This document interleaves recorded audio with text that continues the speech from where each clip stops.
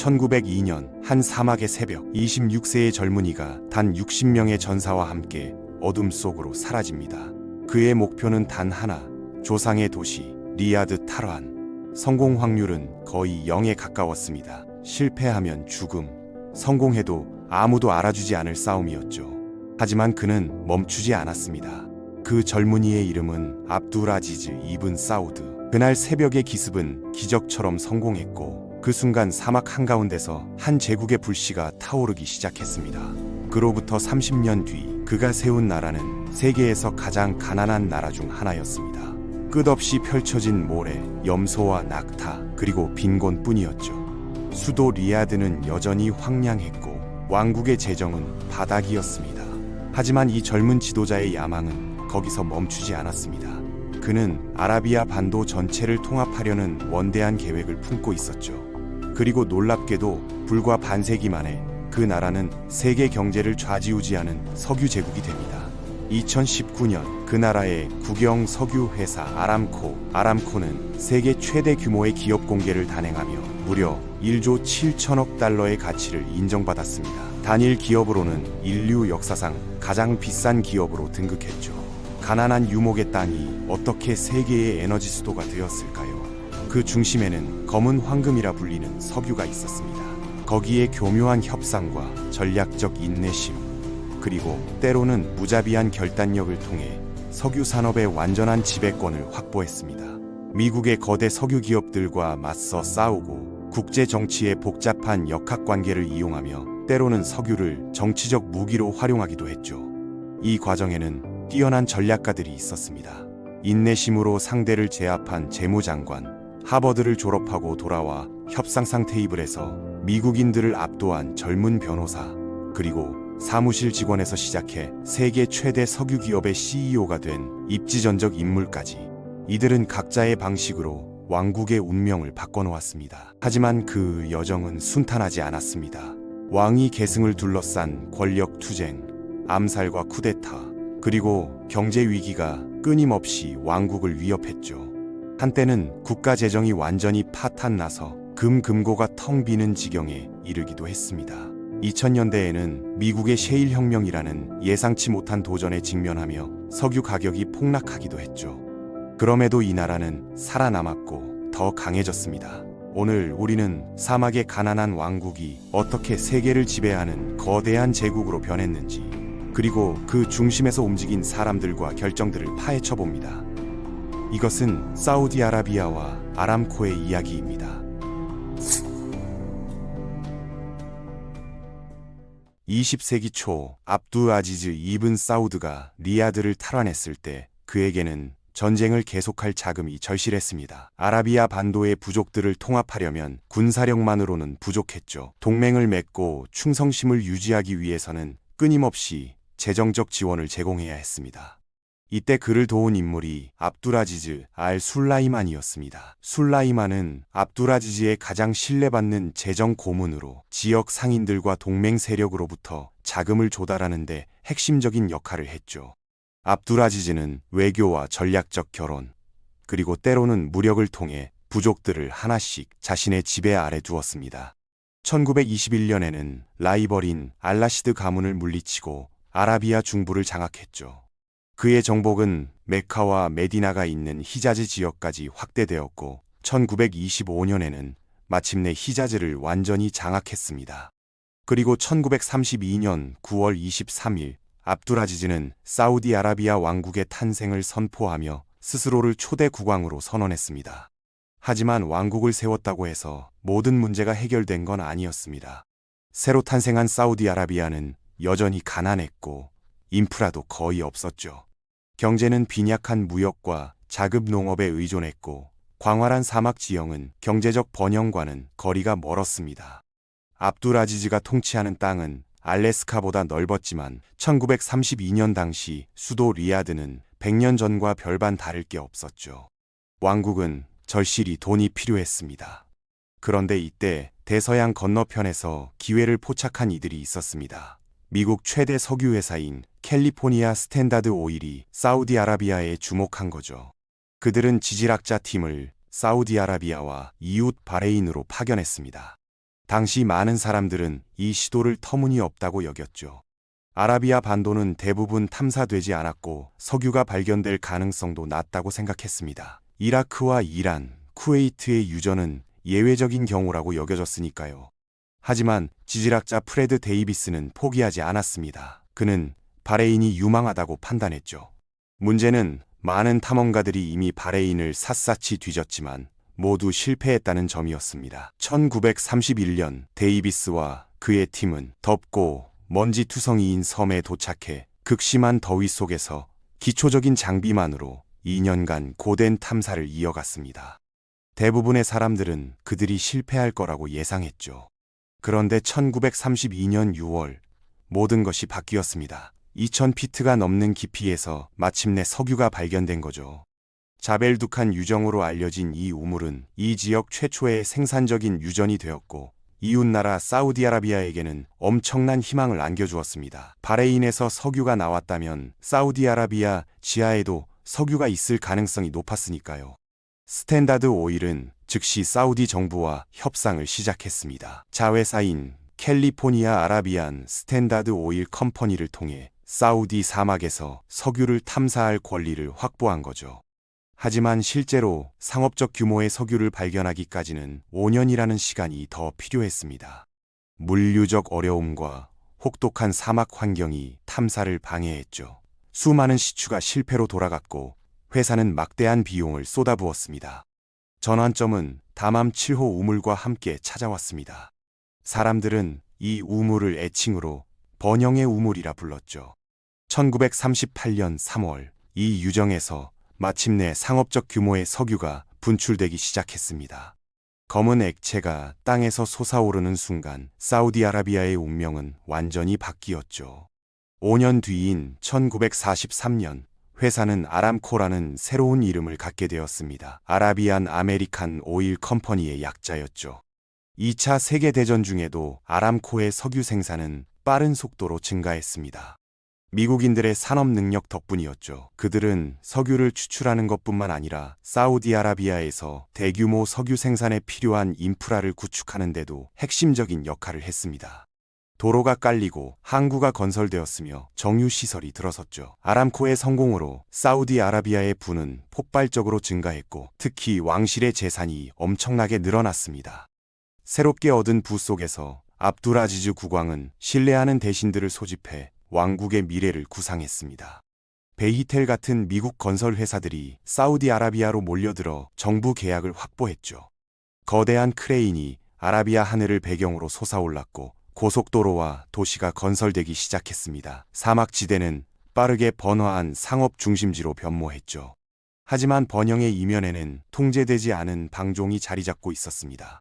1946년 사우디아라비아의 첫 번째 미국 대사로 부임한 제이 리브스 차일즈는 독특한 외교 방식으로 국왕과 비정상적으로 가까운 관계를 맺었습니다.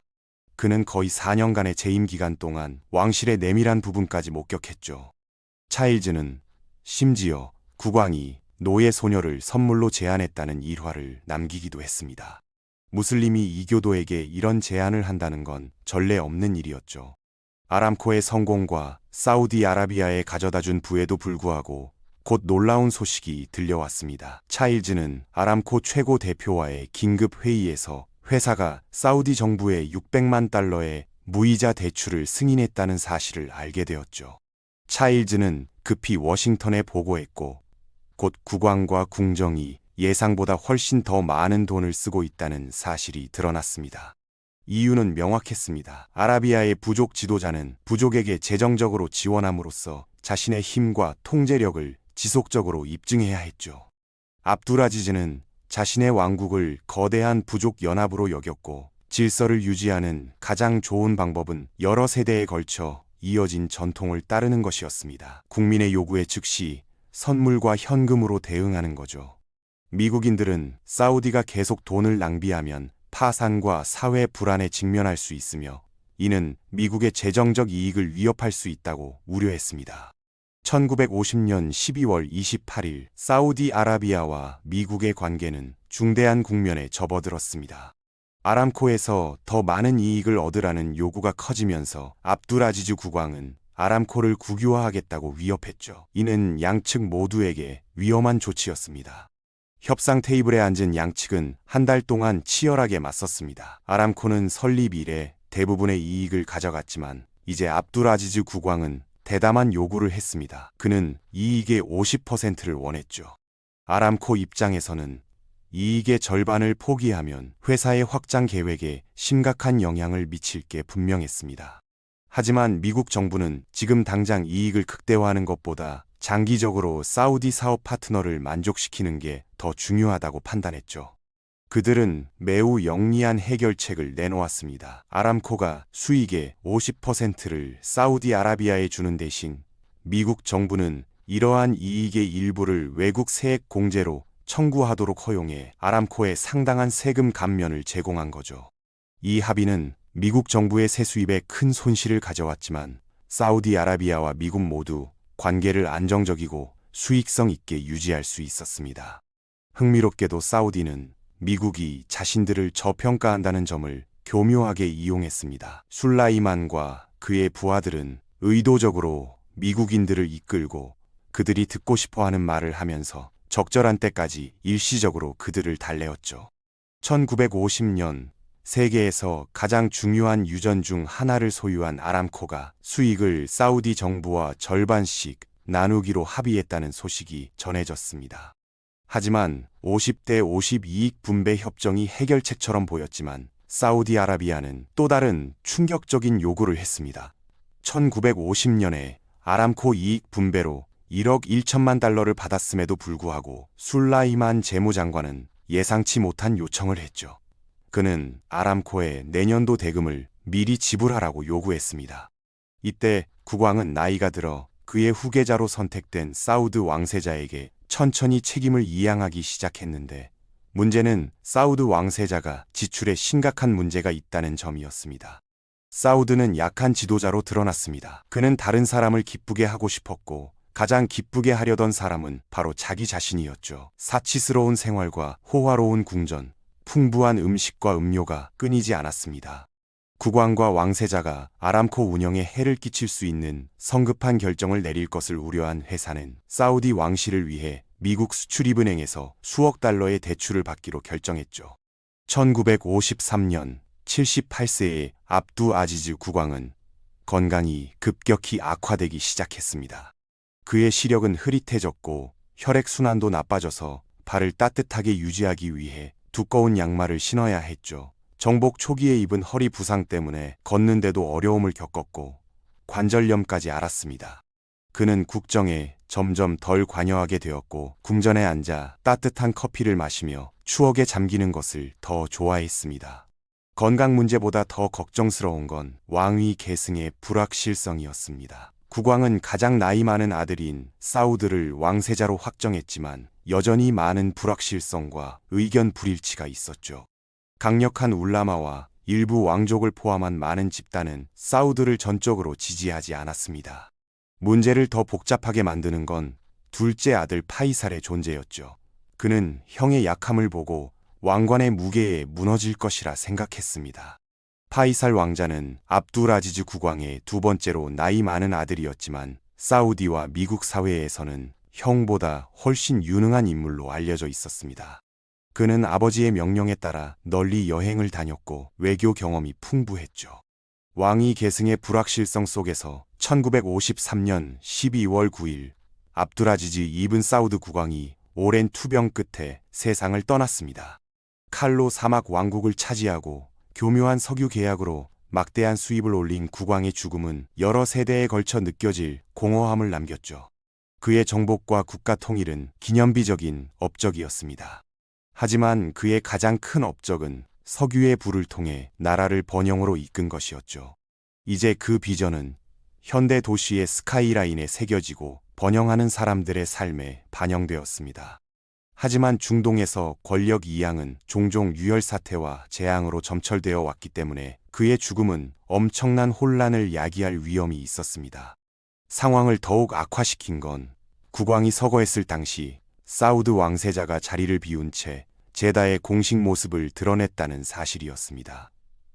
사우드가 타이프로 돌아오기 전에 압두라지즈 국왕이 죽었죠. 권력 공백의 이 짧은 순간은 파이살에게 자신의 지배력을 주장하고 잠재적으로 자신을 국왕으로 선포할 수 있는 황금의 기회였습니다. 하지만 파이살은 상상할 수 없는 일을 저질렀죠. 사우드가 돌아오자 파이살은 충격적인 결정을 내렸습니다. 그는 사우드에게 지지를 약속하며 권력의 상징으로 아버지 손에서 나온 반지를 사우드에게 건넸죠. 이러한 행동은 모범이 되었고 궁정 역시 이를 따라 사우디아라비아의 새로운 국왕인 사우드에게 충성을 맹세했습니다. 파이살은 책임을 맡을 기회를 놓쳤고 그는 곧 자신이 방금 저지른 중대한 실수를 깨닫게 되었습니다. 권력 이양이 순조롭게 진행된 듯했지만 국가의 경제 상황은 빠르게 악화되었습니다. 1958년 초 사우디아라비아는 심각한 재정 위기에 처했죠. 나라는 빚에 시달리고 있었고 사우드는 새 정부 건물 건설 비용을 지불하기 위해 재무부에 통화를 발행하라고 지시했습니다. 급격한 인플레이션이 일어났고 곧 정치적 위기가 터졌죠. 형에 도전하는 것에 대한 내면의 갈등에도 불구하고 파이살은 자신의 가족 통치와 왕국의 생존을 보장해야 한다는 깊은 책임감을 느꼈습니다. 1958년 초 파이살은 동료 왕자들의 지지를 확보한 후 정부를 장악했죠. 형의 재정적 무책임함과 알사우드 통치의 생존에 대한 우려에 지친 파이살이 무혈 궁중 쿠데타를 일으킨 겁니다. 하지만 파이살이 재무부를 방문했을 때 그는 괴로운 사실을 발견하게 되었습니다. 사우디 정부의 재무부 비축금이 거의 바닥났다는 사실을 깨달은 거죠. 금고는 거의 비어 있었습니다. 파이살은 재무장관을 해고하고 자신이 그 역할을 맡았으며 즉시 국가를 위해 엄격한 긴축 조치를 시행했습니다. 정부 지출을 줄이고 사람들을 해고했죠. 회사가 부채를 갚을 수 없을 때 하는 것처럼요. 파이살은 그러한 조치가 자신을 인기 있는 통치자로 만들지 못할 것을 알고 있었지만 이전 행정부로 인해 악화된 재정 문제에서 회복하기 위해서는 나라가 단기적인 어려움을 견뎌내는 게 중요하다는 걸 알고 있었습니다. 파이살의 주요 대책 중 하나는 아람코와의 이익 분배 협정을 축소하는 것이었는데 이는 동료 왕자와 부족 지도자들이 이익에서 더 적은 몫을 받는다는 걸 의미했죠. 이러한 결정은 지지층을 잃고 그의 입지가 약해질 위험이 있었습니다. 무력했던 사우드 국왕은 이를 복귀의 기회로 여겼습니다. 1961년 파이살은 경기 침체가 결국 지나갈 것이라는 점을 알고 정부를 위한 포괄적인 예산을 수립했지만 정부가 지출에 있어서 규율이 있고 검소한 접근 방식을 유지해야 한다는 걸 깨달았죠. 예산이 발효되려면 파이살은 사우드 국왕의 서명이 필요했는데 이는 한때 단순한 도장 절차에 불과했습니다. 더 많은 돈과 예산을 요구하는 왕자 파벌의 지원을 받은 사우드 국왕은 충격적인 결정을 내렸습니다. 그는 파이살의 예산을 승인하기를 거부한 거죠. 파이살에게 이는 가장 심각한 배신이었고 그는 이에 항의하며 재무장관직에서 사임할 수밖에 없었습니다. 사우드 국왕은 이제 완전한 권력을 회복했죠. 파이살은 자신의 재정 정책이 국가가 완전히 붕괴되는 걸 막았다는 걸 알고 있었습니다. 그는 또한 다음 기회가 찾아오는 건 시간 문제일 뿐이라는 걸 알고 있었고 기회가 찾아오면 이번에는 무자비하게 단호하게 행동할 준비가 되어 있을 거라고 다짐했습니다. 사우드 국왕의 사치스러운 생활 방식은 결국 그의 건강에 큰 타격을 입혔습니다. 1961년 후반 그는 미국 보스턴에서 치료를 받았고 나중에는 유럽에서도 치료를 받았죠. 그가 해외에 오랫동안 부재한 것은 파이살에게 분명한 기회를 제공했습니다. 파이살은 형의 부재를 발판 삼아 권력을 되찾았죠. 형이 없는 동안 파이살은 재무장관이자 사우드 국왕의 측근을 해고했고 거기서 멈추지 않고 사우드의 동맹 세력 대부분을 천천히 제거했습니다. 1963년 파이살의 영향력이 점점 커지면서 사우드 국왕의 통치가 약해지고 있다는 게 분명해졌습니다. 결국 파이살은 결정적인 행동을 취해야 한다는 걸 깨달았고 그건 거의 불가피해 보였죠. 왕실과 가까운 소식통이 파이살 왕세자가 완전한 지배권을 쥐었다고 밝혔습니다. 파이살은 자신의 통치를 강화하기 위해 동생인 사우드 국왕을 추방하여 다시는 권력을 되찾지 못하도록 했습니다. 파이살은 자신의 지위가 안정됨에 따라 이제 국가에 대한 자신의 비전을 구현하는 데 집중할 수 있었고 그 비전을 현실로 만드는 데 도움이 되는 경험과 기술을 갖춘 사람이 필요했습니다. 사우디아라비아는 부상하고 있었죠. 석유의 발견은 국가를 완전히 변화시켰고 아람코는 이 나라에 엄청난 부를 가져왔습니다. 이 부의 상당 부분은 인프라를 건설하고 국가를 현대화하는 데 사용되었죠. 파이살은 자신의 통치하에 국가의 재정이 지혜와 선견지명을 가지고 관리될 것이라고 맹세했습니다. 하지만 그렇게 하려면 재무장관으로서 똑똑하고 유능한 사람이 필요했죠. 사우디아라비아의 금융제국을 변모시키는데 파이살을 도울 인물은 명문 교육 배경을 가지고 있었습니다. 자키 야마니는 존경받는 이슬람 법학자 가문에서 태어났으며 나중에 뉴욕 대학교와 하버드 로스쿨에서 학위를 받았죠. 아람코의 아라비아 담당 부서는 야마니를 31세의 품위 있는 젊은 변호사로 상당한 법적 배경과 공공행정 분야에서의 실무 경험을 갖추고 있다고 설명했습니다. 그는 제다에서 유능한 변호사로 명성을 쌓았고 신문 칼럼니스트로서 영향력 있는 인물이 되었죠. 당시에는 몰랐지만 파이살이 그의 기사를 매우 주의 깊게 읽고 있었습니다. 나중에 알고 보니 그는 야마니가 쓴 모든 글을 읽었던 것 같았어요.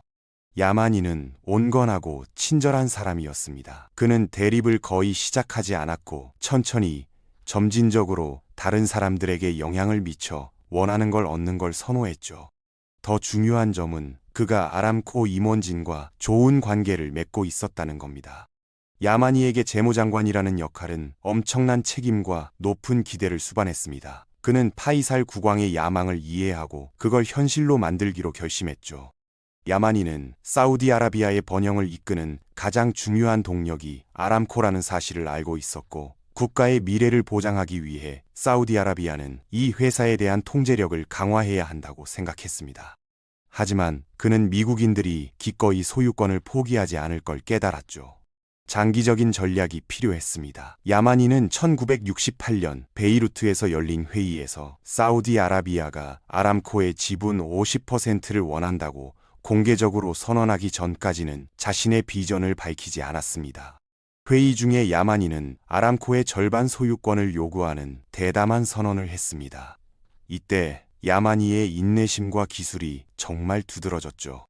야마니와 파이살 국왕은 둘 다 매우 인내심이 많은 사람들이었습니다. 그들은 너무 강하게 밀어붙이지 않고 대신 기다리면서 점진적으로 아람코를 장악할 계획을 세우기로 결정했죠. 그 후 몇 년 동안 야마니는 아람코와 능숙하게 협상하며 점차적으로 회사 주식을 매수했습니다. 1972년까지 사우디아라비아는 아람코의 누적 지분 25%를 인수했죠. 하지만 파이살 국왕에게는 이것만으로는 충분하지 않았습니다. 곧 일생일대의 기회가 찾아와 그들에게 아람코의 완전한 지배권을 차지할 기회가 주어졌죠. 1973년 10월 이스라엘과 아랍국가연합 사이에 욤 키푸르 전쟁이 발발하면서 전 세계는 엄청난 경제적 충격을 받게 되었습니다. 이스라엘에 대한 서방의 지원에 대한 보복으로 아랍 산유국들은 금수 조치를 부과하여 미국과 유럽으로의 석유 수출을 대폭 줄였죠.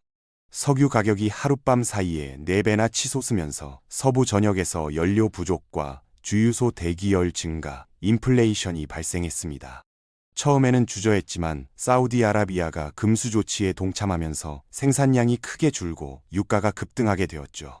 당시 사우디아라비아는 아람코 지분의 50% 이상을 소유하지 않았지만 왕국은 여전히 석유 수출량을 통제하고 있어 아람코는 생산량을 줄이고 가격을 인상해야 했습니다.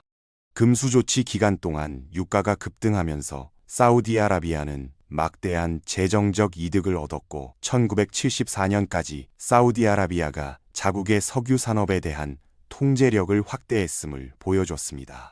이 새롭게 얻은 영향력을 이용하여 야마니는 마침내 아람코의 미국 소유주들을 설득하여 사우디아라비아에 더 많은 주식을 매각하게 했죠. 1974년 말 사우디아라비아는 아람코의 지분 70%를 확보하여 회사를 실질적으로 인수했습니다.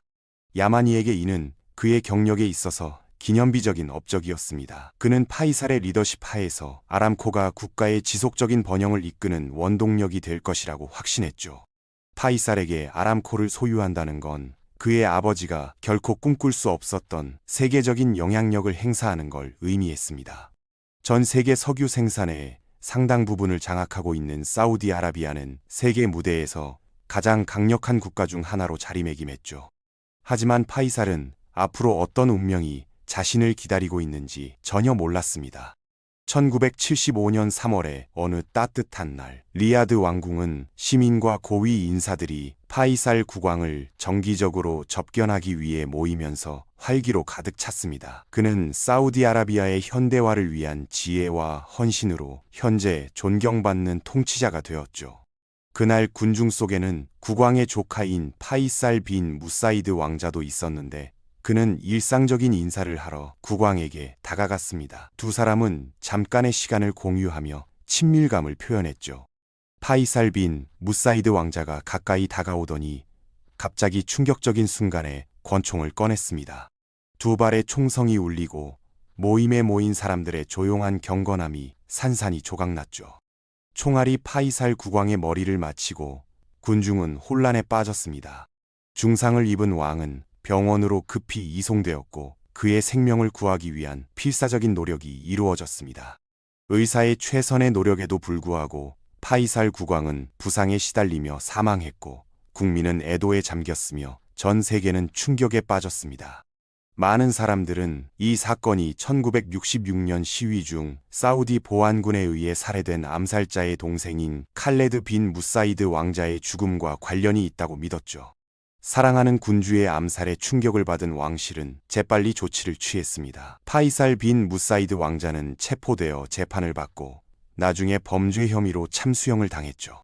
파이살 국왕의 죽음은 사우디아라비아의 중요한 시대가 끝났음을 의미했습니다. 그는 국가를 현대화하고 세계적 영향력을 강화하는 데 중요한 인물이었으니까요. 국민들은 무너진 국왕을 깊이 애도했고 그의 유산은 아랍과 이슬람 세계에 지울 수 없는 흔적을 남겼습니다. 1975년 파이살 국왕이 암살된 후 그의 이복 형제인 칼레드 빈 압두라지즈 알 사우드 왕세자가 사우디아라비아의 국왕 자리를 계승했죠. 그는 나라를 현대화하려는 노력을 계속함으로써 죽은 형을 기려야 한다는 걸 알고 있었습니다. 야마니에게 파이살 국왕의 사망은 아람코를 완전히 인수하려는 그들의 계획에 큰 타격을 입혔습니다. 야마니는 자신의 여정 역시 어두운 방향으로 흘러갈 걸 알지 못했죠. 1975년 12월 21일 악명 높은 베네수엘라 혁명가 카를로스 더 자칼, 일리트 라미레스 산체스가 이끄는 6명의 테러리스트 집단이 비엔나 본부에서 열린 OPEC 회의를 습격했습니다. 무장하고 조직적으로 행동한 그들은 야마니와 이란의 석유부 장관을 포함한 80명의 인질을 잡았죠. 이틀간의 긴박한 협상 끝에 테러리스트들은 인질을 알제로 이송했고 야마니는 끊임없는 암살 위협에도 불구하고 결국 무사히 풀려났습니다. 야마니가 죽음과 맞닥뜨린 일은 그에게 깊은 영향을 끼쳤죠. 그는 깊은 신앙심을 가진 사람으로 알라가 어떤 목적을 가지고 자신을 살려주셨다고 믿었습니다. 이제 그는 그 어느 때보다 더욱 결의에 차서 파이살 국왕의 비전을 실현하고 아람코 인수를 완료하고 사우디아라비아를 지구상에서 가장 강력한 국가 중 하나로 변모시키는 데 전념하게 되었습니다. 1976년 야마니는 마침내 아람코를 설득하여 자사 주식의 100%를 매각하게 했지만 매각 가격은 무려 20억 달러였습니다. 당시 전문가들은 미국 주주들이 왜 자기 주식을 매각하기 위한 협상을 하려고 하는지 이해하지 못했죠.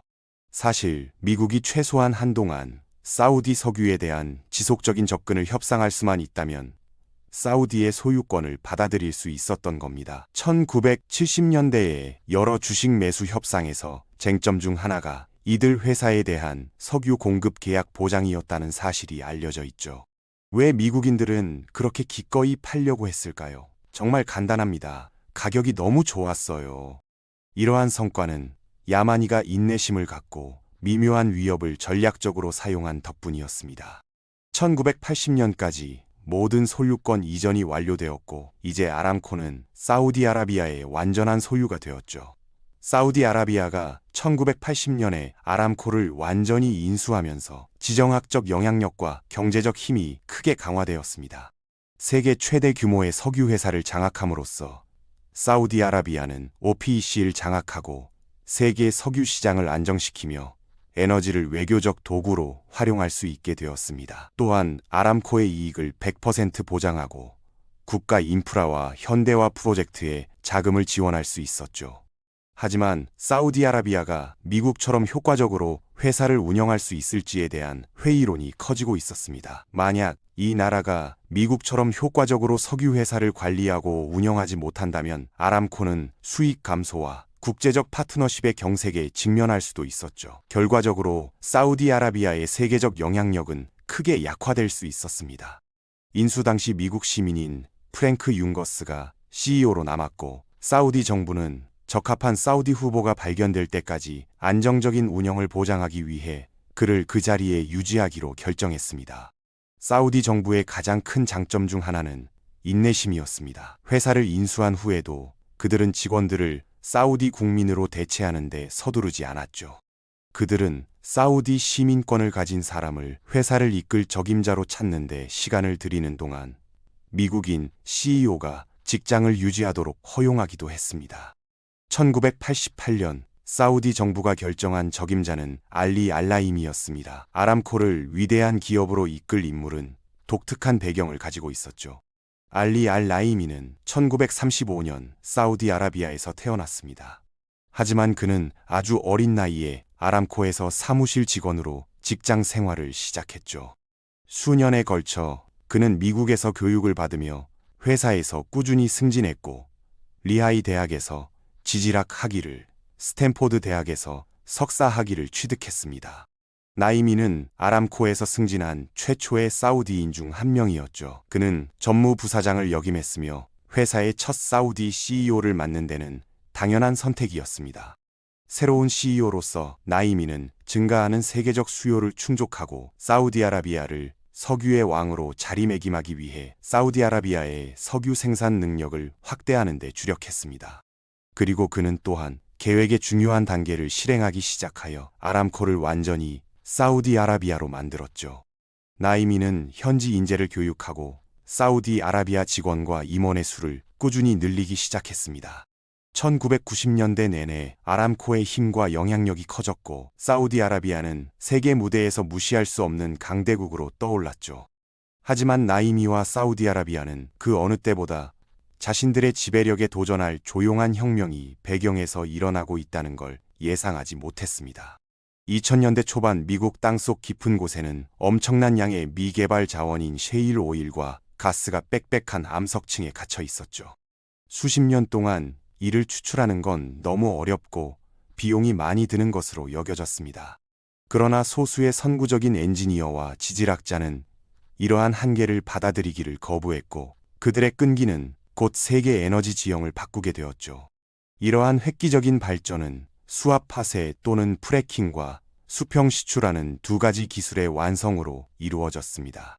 프래킹은 물과 모래, 화학물질의 혼합물을 고압으로 셰일 암석에 주입하는 걸 말합니다. 석유와 가스가 빠져나갈 수 있는 작은 균열을 만드는 거죠. 광대한 셰일층에 걸쳐 우물을 확장하는 수평 굴착과 결합된 이러한 기술은 탄화수소를 추출할 수 있는 표면적을 크게 늘렸습니다. 두 기술 모두 존재했지만 이 두 기술을 결합하여 셰일의 진정한 잠재력을 끌어낸 건 2000년대 초반이 되어서였습니다. 첫 번째 주요 혁신은 텍사스의 바넷 셰일에서 일어났는데 조지 미첼 같은 독립적인 석유업자가 프래킹 기술을 개선한 곳이었죠. 2003년에는 이러한 방법을 통해 전례 없는 수준의 석유와 가스가 생산되었습니다. 셰일로 인한 경쟁 압력이 커지고 있음에도 불구하고 나이미는 셰일의 위협을 일축함으로써 심각한 실수를 범했죠. 알리 알 나이미는 프래킹 붐이 일어나는 동안에도 걱정하지 않는다고 말했습니다. OPEC를 취재했던 에너지 전문 기자는 그에게 셰일 오일 생산의 증가에 관해 여러 번 물었던 걸 회상했죠. 나이미는 항상 아니요, 위협이 아니에요, 걱정하지 않아요 라고 말했습니다. 곧 미국의 석유 생산량이 증가하여 사우디아라비아의 생산량을 빠르게 따라잡게 되었고 아람코에 대한 결과는 재앙이었습니다. 미국의 생산량이 갑자기 늘어나면서 석유 공급 과잉 현상이 발생했고 2014년에는 석유 가격이 폭락하여 배럴당 100달러가 넘던 것이 50달러 이하로 떨어졌습니다. 이러한 가격 하락은 세계 석유 시장을 뒤흔들고 사우디아라비아와 러시아, 기타 OPEC 국가 등 주요 생산국에 심각한 영향을 미쳤죠. 오랫동안 세계 최대 석유 강국이었던 사우디아라비아는 예상치 못한 경쟁에 직면하게 되었습니다. 이에 대응하여 비용이 많이 드는 셰일 생산 업체를 몰아내기 위해 높은 생산 수준을 유지했습니다. 하지만 미국 셰일은 예상보다 회복력이 뛰어났고 낮아진 가격에 빠르게 적응하고 있었죠.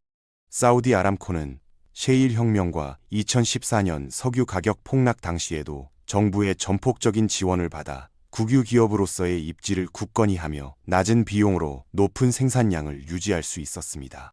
이로 인해 많은 다른 회사와 국가가 사업에서 물러나게 되었죠. 아람코는 힘과 회복력 덕분에 살아남을 수 있었습니다. 2017년 아람코는 세계 최대 석유 생산 업체로 자리매김했으며 전 세계 석유 생산량의 약 10%를 차지하고 있었죠. 하지만 셰일 혁명은 회사와 사우디아라비아 모두를 뿌리째 흔들었습니다. 사우디아라비아의 새롭고 카리스마 넘치는 통치자는 변화의 때가 왔다고 결심했죠. 1985년에 태어난 모하메드 빈 살만 왕세자는 살만 국왕의 세 번째 결혼에서 태어난 장남입니다. 그는 왕실에서 빠르게 명성을 얻었고 2015년에 아버지가 왕위에 오른 후 2017년에 왕세자가 되었죠. 그의 왕위 계승에는 사촌인 모하메드 빈 나예프 왕세자를 대체하는 것이 포함되었으며 이는 MBS의 권력을 공고히 하는 조치였습니다. 권력을 확보한 MBS는 비전 2030 이니셔티브를 통해 사우디아라비아의 경제를 현대화하는 야심찬 계획을 시작했습니다. 이 계획은 관광과 기술, 재생에너지 등 다른 분야에 투자하여 사우디아라비아의 석유, 특히 아람코에 대한 의존도를 줄이는 걸 목표로 했죠. 비전 2030 이니셔티브 중에는 충격적인 결정이 있었습니다. 2019년에 아람코의 부분적 IPO가 시작되어 다각화 노력에 필요한 자금을 조달하기 위해 국영 석유 대기업의 지분 일부를 매각한 거죠. 사우디 아람코가 공식적으로 역사상 가장 큰 IPO 기록을 세웠습니다. IPO를 통해 256억 달러가 조달되었고 전체 회사 중 1.5%가 매각되었다는 점을 고려하면 아람코는 세계에서 가장 가치 있는 상장 기업이 되었죠. 소규모 지분 매각으로 모하메드 빈 살만 왕세자의 2030쪽 비전에 수십억 달러가 투자되어 석유 이외의 경제 다각화를 목표로 하게 되었습니다. 아람코가 세계 석유 생산을 선도하는 동안 사우디아라비아는 관광과 엔터테인먼트, 재생에너지에 많은 투자를 시작했습니다. 미래 도시인 NEOM 같은 거대 프로젝트는 혁신을 향한 움직임을 보여주죠. 사우디아라비아는 처음에는 미미한 나라였지만 사막의 모래에서 일어나 가난하고 고립된 왕국에서 세계적인 경제 강국으로 변모했습니다. 개인적으로 이 이야기를 보기 전까지만 해도 석유 산업이 단순히 자원을 채굴하고 판매하는 사업이라고 생각했었습니다. 하지만 사우디아라비아의 여정을 보니 그건 단순한 자원 개발이 아니라 치밀한 전략과 끈질긴 협상, 그리고 때로는 무자비한 결단의 산물이라는 걸 깨닫게 되네요. 압두라지즈가 26세의 나이에 소규모 전사단을 이끌고 야음을 틈타 리야드를 탈환한 순간부터 그의 후손들이 세계 최대 석유 기업의 완전한 지배권을 확보하기까지 그 모든 과정은 단순한 행운이 아니었죠. 야마니의 인내심 있는 협상 전략을 보면 정말 놀랍습니다. 그는 1968년에 아람코 지분 50%를 원한다고 선언했지만 실제로 완전한 소유권을 확보하기까지 12년이 걸렸죠. 그 12년 동안 그는 한 번도 조급하게 행동하지 않았고 점진적으로 주식을 매수하면서 미국인들이 스스로 매각을 원하도록 만들었습니다. 1973년 석유 파동이라는 절호의 기회를 놓치지 않고 활용한 것도 그의 전략적 통찰력을 보여주는 대목이죠. 알리 알라이미의 이야기도 인상적입니다. 1947년 사무실 직원으로 시작해서 세계 최대 석유 기업의 CEO가 되기까지 그는 40년 넘게 한 회사에서 일하며 천천히 그러나 확실하게 승진했죠. 그가 CEO가 되었을 때 사우디아라비아는 마침내 아람코를 완전히 자국민의 손으로 운영할 수 있게 되었습니다. 하지만 그가 셰일 혁명의 위협을 과소평가한 건 큰 실수였죠. 아무리 강력한 기업도 기술 혁신 앞에서는 겸손해져야 한다는 교훈을 보여줍니다.